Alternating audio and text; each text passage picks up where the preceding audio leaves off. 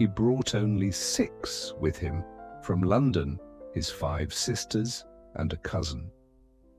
And when the party entered the assembly room, it consisted of only 5 altogether: Mr. Bingley, his 2 sisters, the husband of the eldest, and another young man. Mr. Bingley was good-looking and gentlemanlike.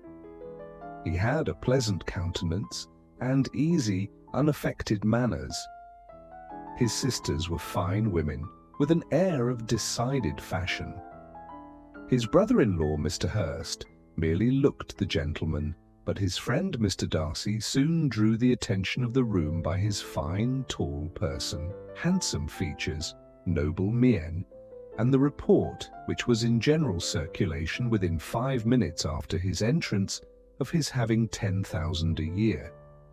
The gentleman pronounced him to be a fine figure of a man. The ladies declared he was much handsomer than Mr. Bingley, and he was looked at with great admiration for about half the evening, till his manners gave a disgust which turned the tide of his popularity, for he was discovered to be proud, to be above his company, and above being pleased, and not all his large estate in Derbyshire could then save him from having a most forbidding, disagreeable countenance, and being unworthy to be compared with his friend.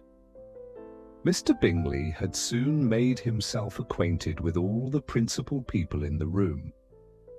He was lively and unreserved, danced every dance, was angry that the ball closed so early, and talked of giving one himself at Netherfield. Such amiable qualities must speak for themselves. What a contrast between him and his friend. Mr. Darcy danced only once with Mrs. Hurst, and once with Miss Bingley, declined being introduced to any other lady, and spent the rest of the evening walking about the room, speaking occasionally to one of his own party. His character was decided. He was the proudest, most disagreeable man in the world, and everybody hoped that he would never come there again. Amongst the most violent against him was Mrs. Bennet, whose dislike of his general behaviour was sharpened into particular resentment by his having slighted one of her daughters.